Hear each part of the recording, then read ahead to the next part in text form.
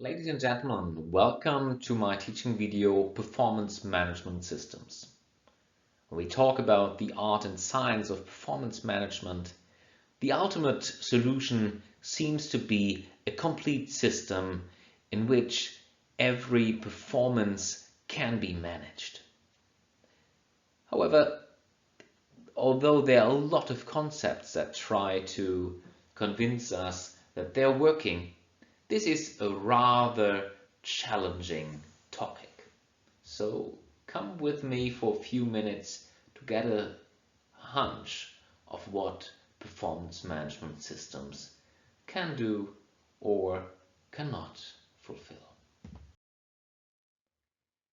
The learning objectives for this module are: first, to get an overview of performance management systems, to comprehend the key challenges in performance management systems. Third, to understand the current setup of performance management systems. And that comes maybe as a surprise. Number 4 is to get acquainted to ludic performance management and leadership. And finally, number 5, we'd like to reflect briefly on the cultural dimensions of performance management. So if we look about performance management systems, there are various definitions. Let's go with mine. Performance management systems are a comprehensive set of interrelated processes and tools which envision and enable the performance of complex organizations in dynamic business environments. Easy, right? We are providing the vision. We are incarnating the vision of a company. It is like the North Star for a ship in rough seas. The vision should translate into engagement. We should engage our employees through leadership and participation and elicit behavior in accordance with the organization's objectives. So vision has to be transformed into engagement. We also have to link the loops. And when we talk about the loops, I mean linking the loops of the operational performance cycle with the micro and strategic performance loops and address performance management holistically. And last but not least, we should provide data-based performance feedback with meaningful performance indicators. And in most cases, this means going beyond pure financial numbers. So, performance management systems are a comprehensive set of interrelated processes and tools which create vision, engagement, link the loops, and provide constant feedback. So there are a lot of performance management systems. You probably heard about the balanced scorecard, about quality and total quality management systems. There are a lot of systems that claim to be the performance management system. But actually, let's ask a few questions to get into the right direction. First question: if you take a certain company, how are the vision and the mission incorporated throughout the organization?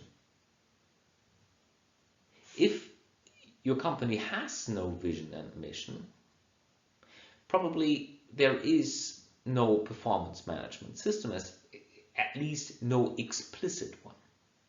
So one of the first questions to ask is, how are vision and mission incorporated throughout the organization? That means is every initiative, every process serving the mission and ultimately the vision of the organization? Second, how does the performance management system measure key performance? You might say that's quite easy, right? It's profitable growth. Yes, ultimately, maybe, but there are a lot of organizations that are not for profit and still are performing. Let's take the example of a university. What are the key metrics for performance? Is it the grade point average of the students? Is it the average salary of the graduates? Is it the research output of the professors? What is key? And when we talk about key, we're probably not talking about 77 measures of performance, but we talk about what are the key performance measures. And if you have a system and vision, you make sure that you prioritize and know what are the key performance metrics that you want to measure. Third, once we have a vision, a mission, and key performance metrics, the question is, how are the organization's strategy, plans, and initiatives integrated and tracked? Right? An organization is always on its way into the future. We are taking a lot of decisions to start initiatives, to go on in certain directives, we plan and we create strategies. But how are those integrated into the vision, mission, and the key performance metrics, and how do we track them? If a performance management system is holistic, of course, there is a projection of our strategies, plans, initiatives that goes directly to the vision and mission of our organization, and the key performance indicators are measured all along the way. That leads us to the fourth question. Does the performance management system highlight logical links between the performance management, performance dimensions, and action levers? Good question, right? We have that in the balanced scorecard. So, for example, if you're very good at serving your customers, maybe we're even getting more sales. Or you are having a Christmas party. Unfortunately, in Corona times, this is rather difficult. And this Corona Christmas party leads to measurable enhancement in the spirit of your employees. And they start generating crazy ideas about how to improve your key business processes. How? That would be cool if we can create these cause and effect chains. The performance management system lives from these assumptions about performance links. What kind of action levers are driving performance? If we do not know how to drive our performance and what kind of behavior is needed for performative action, then we probably have no performance management system. That leads us to number 5. It is very interesting to measure a lot, but do we have real targets? Do we have objective-oriented behavior? And how are these targets set? The performance management systems has to make clear statements about it. Do we have a participative way of doing that, bottom up or top down? How are we do that? How do we set the targets? And that is partly derived from that question 5. How are employees motivated to achieve the set performance targets and maybe even go beyond that? So the classical answer might be, oh, we just incentivize certain behavior, and if they overachieve on their budget, they'll get a bonus payment, and off we go. Also known as a so-called carrot and stick approach. But there might be other things, and maybe less costly ones than just incentivizing people with money rewards. And finally, number 7, how is the performance management system a catalyst for interaction and meaningful communication, and can thus intensify the positive work experience and increase the motivation of the employees? In other words, how is a performance management system the game engine of the organization that enables meaningful communication? Meaningful meaning we have communication that knows, okay, are we on track? Are we still on top of our mission? Where are we going? Are we deviating? Are we still together as one group? Are we engaged? All of that. And we want to intensify the positive work experience, the performative work experience. So if you are doing well, you also make sure that everyone understands that, and you're celebrating that. So you're on the right track. This is wonderful. You're on your hero's journey, and the employees should be motivated and enjoy the ride, right? So these 7 questions do not answer your desire to understand what a performance management system is, but indirectly you can deconstruct and decode the maybe futile attempts in your organization of really providing a holistic performance management system. Welcome to the House of Performance Management in 2020.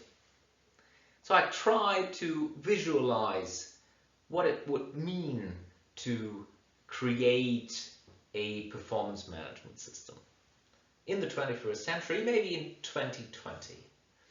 And you see the basement of the company and the performance management still is profitable growth. We want that, we need that. Everything is based on profitable growth. But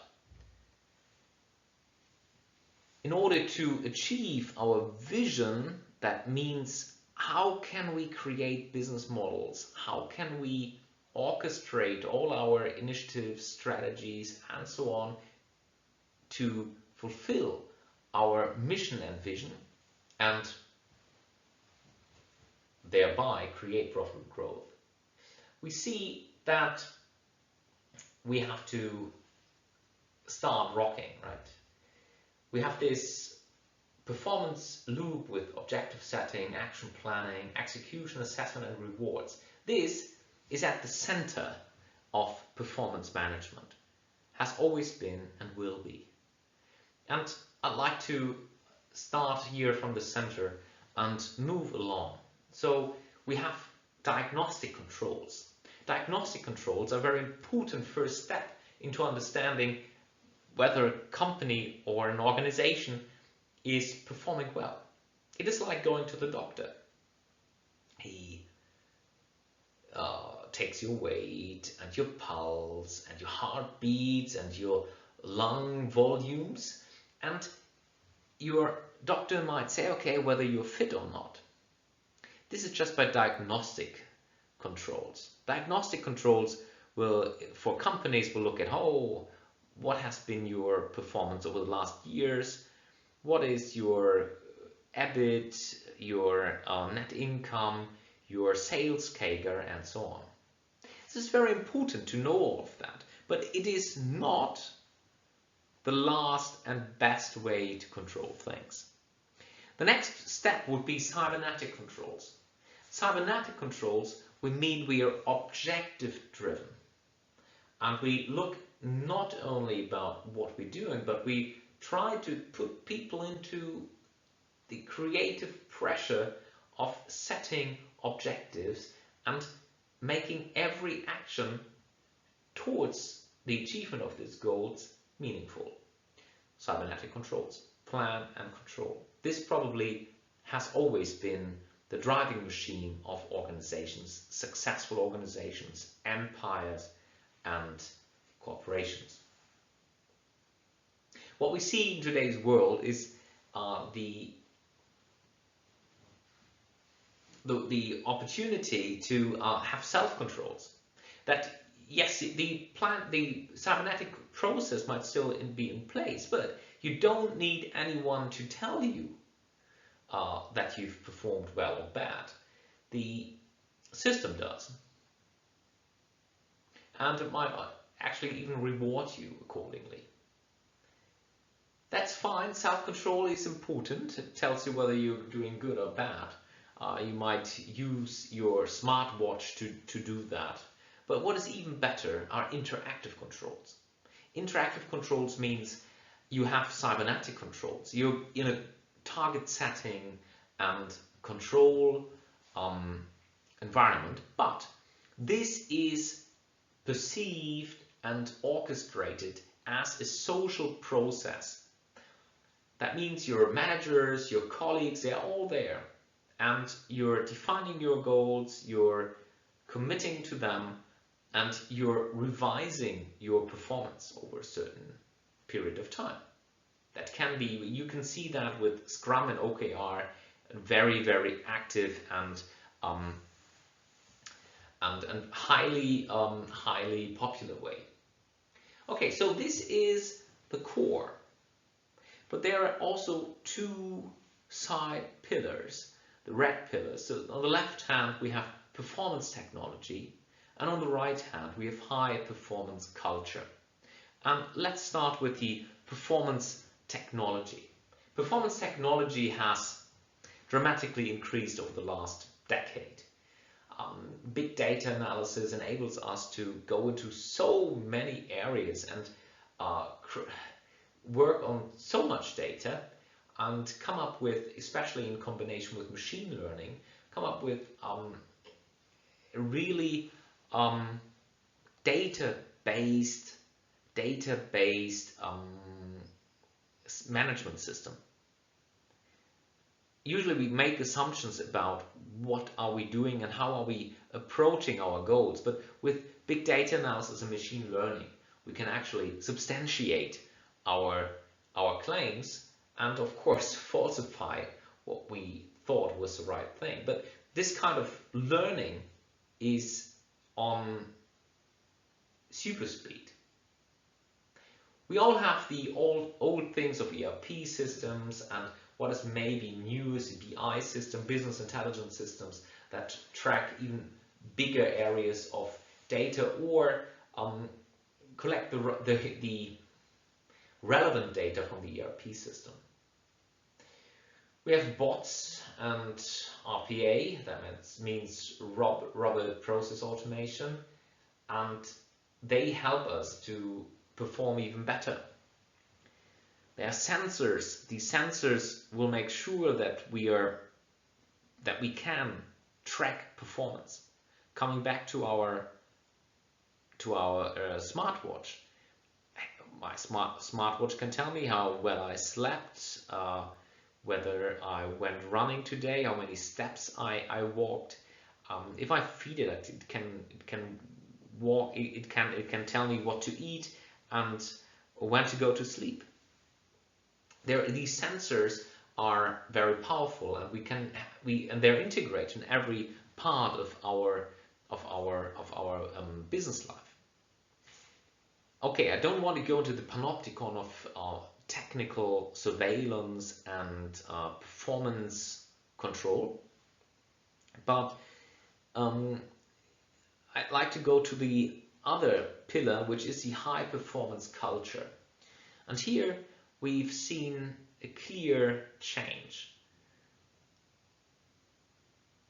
It's no longer that we just have a contract that we have to fulfill, but the employees want a work experience. They want to enjoy work. They want to get into the flow of enjoying their work, and it's getting more and more complicated. Process management is key for that, because the process management is responsible for designing work experiences. Agility is a concept that puts the employees at the center of decision making, at the center of entrepreneurial thinking and acting. And all of that, even the corporate culture, needs to be data driven. We have to get a lot of data, qualitative and quantitative data about how our employees are feeling, doing, with their what is the average sickness days per year per employee, things like that, but also how do they feel, what's their sentiment about the company. All of this transparency is needed to track and to enhance the engagement of our employees. So the House of Performance Management in 2020 is rather complicated. It looks not only colorful, it is complex and complicated. So everyone is trying to sell the whole package, but usually most of the people are lost in the jungle and just concentrate on small aspects on it. The real art is to see the whole without getting lost in the details.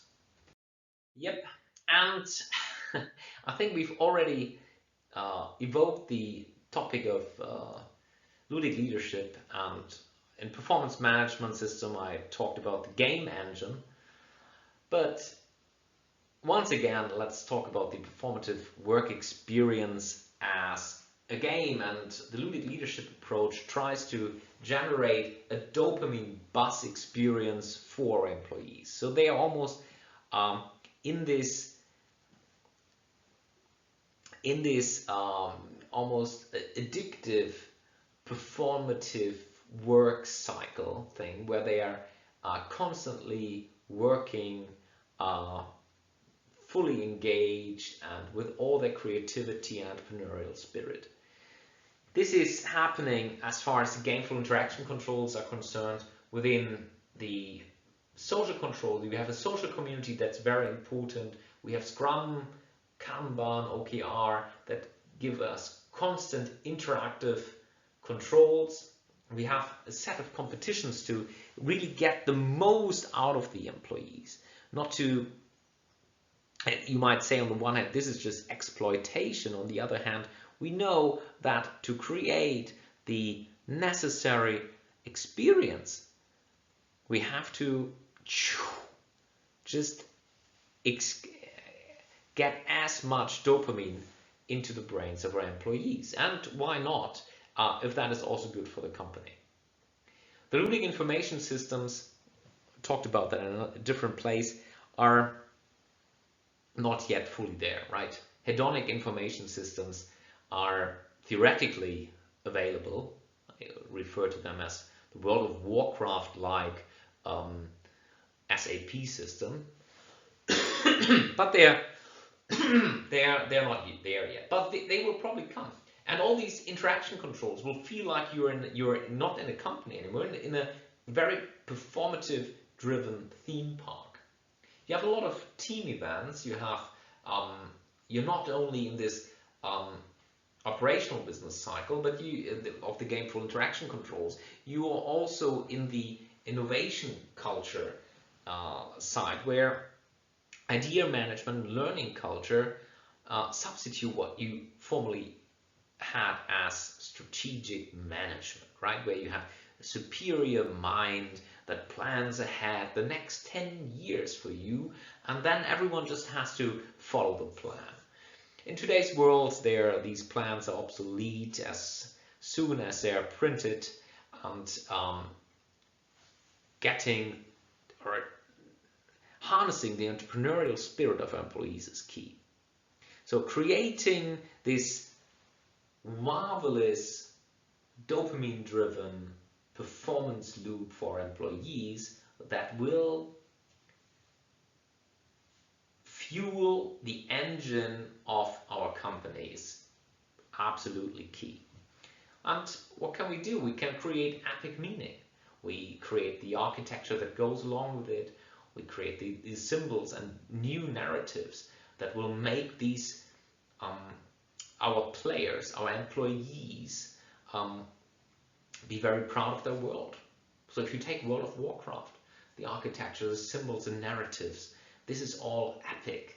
And the companies try to evoke this epic leadership or epic meaning in their architecture, in the symbols that they use. We have, for example, you have the hero. The hero usually is the anti-hero.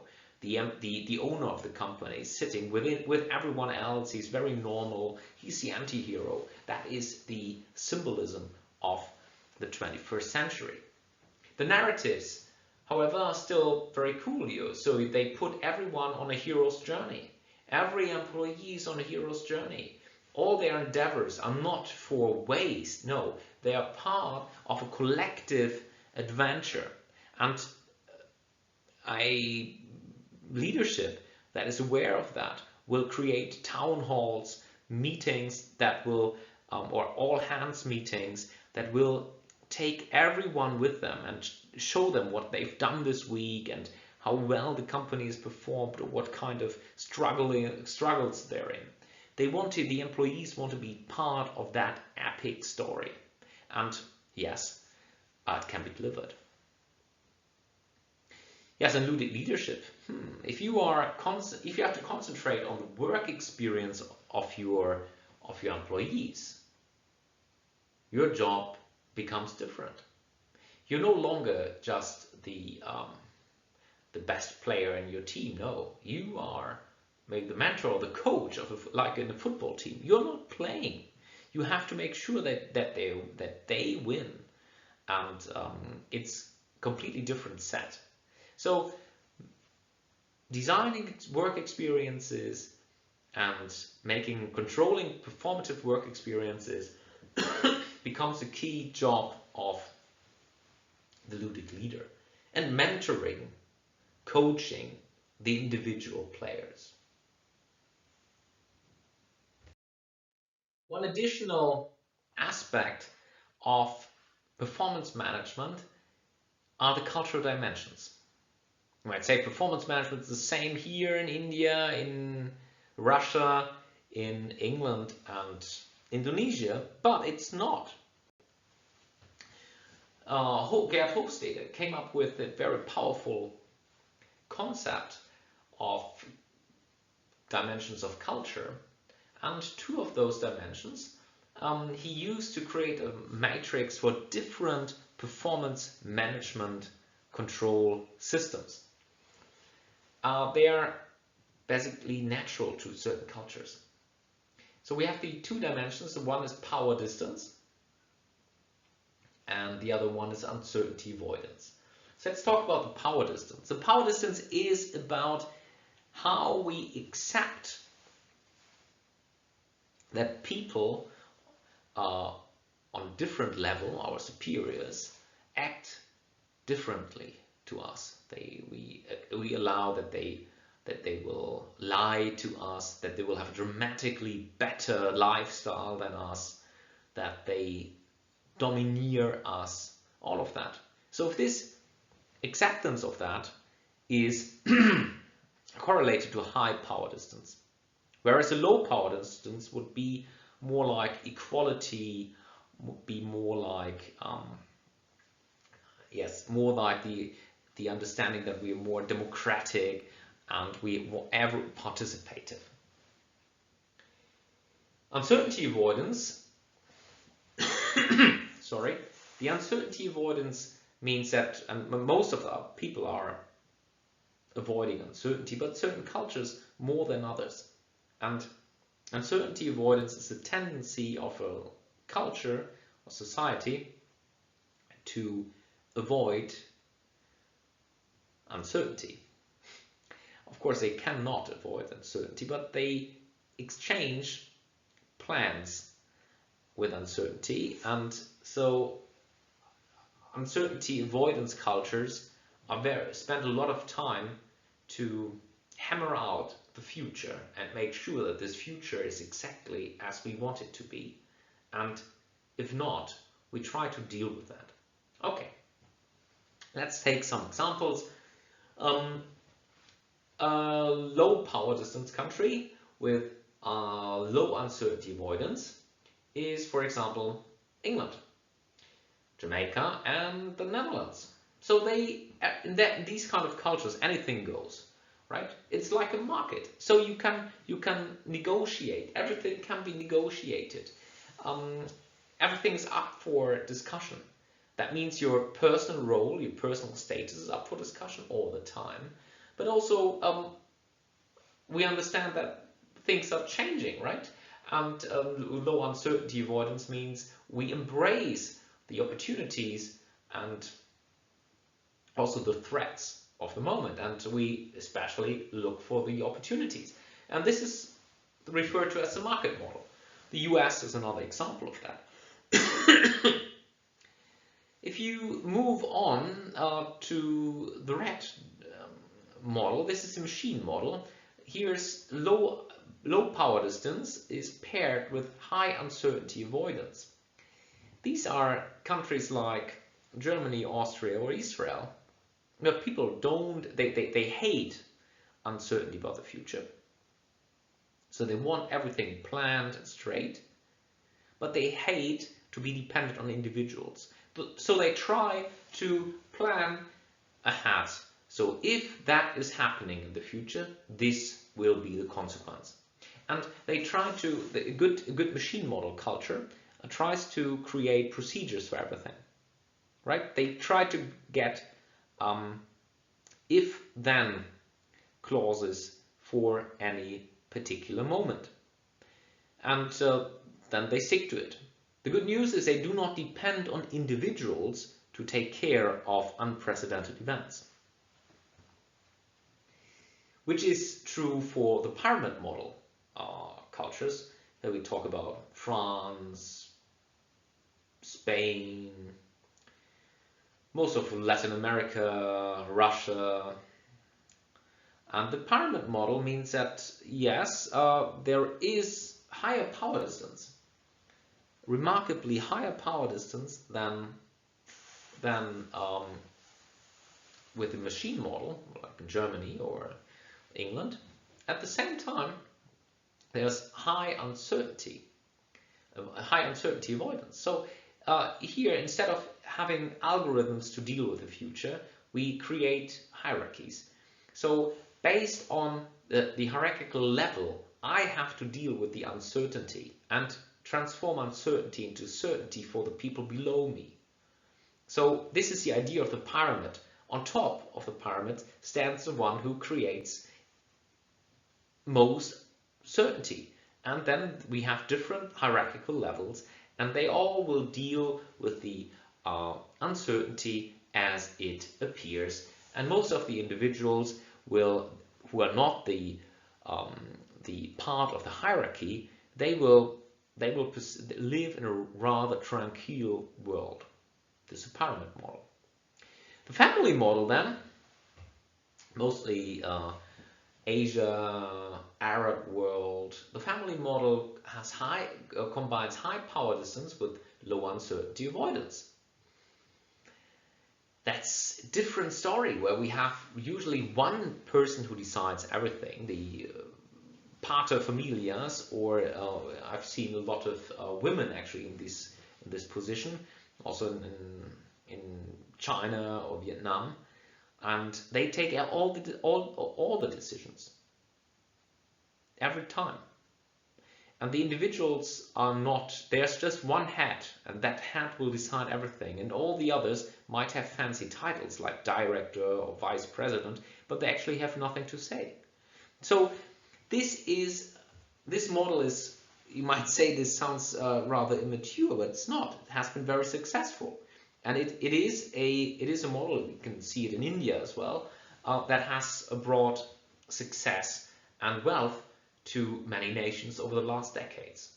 So the family model closes the cycle with market model, machine model, pyramid model, and family model. If we especially if we think in international context, very important to see that we have cultural dimensions that interact with our performance management system, And maybe the performance management system will have to look differently so it can serve the underlying culture. So for example, in a family model, you won't allow everyone to have access to every information. Of course not. Only the boss, the head of the family, will have this. And whereas in the market model, you want everything for everyone, because it's only like this that you can take advantage of all the opportunities. And in the machine model, you have probably a very, based on your tasks, you get the information you need. And the pyramid model, it's according to the hierarchy. So, ladies and gentlemen, this has been a brief introduction to performance management systems, and I highly recommend you to read my teaching note as well, because it's really complementary, and this topic is so wonderful. Actually, it could take we could talk a whole semester about it and apply it, which is what we're going to do in many areas. But have fun and develop your own performance management systems. Ladies and gentlemen, thank you for listening. Bye.